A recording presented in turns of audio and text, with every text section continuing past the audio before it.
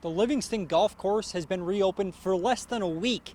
In mid-June, the Yellowstone River's devastating flooding left essentially the entire course underwater. Apparently, this course was part of the river for at least a day or two, and when the waters came down, there was the whole right-hand side of the course was just river bottom.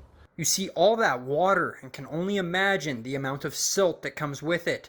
And that was the biggest task for the members and grounds crew in Livingston, who teamed up to clear the course and return it to play.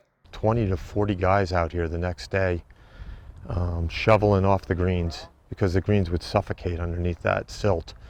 And I mean, every shovelful of that stuff was like cement. It took a ton of manpower to get the course playable again, and there are areas still recovering, such as the number 4 fairway, but Kelly is trying to keep a positive outlook on it all.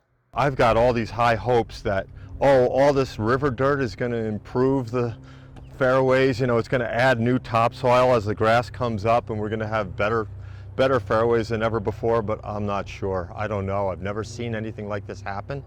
So I'm just keeping my fingers crossed that it all works out for the best. Kelly joked off camera that the locals have long wanted a water feature on their course, just not necessarily this kind. In Livingston, Alec Boffinger, MTN Sports.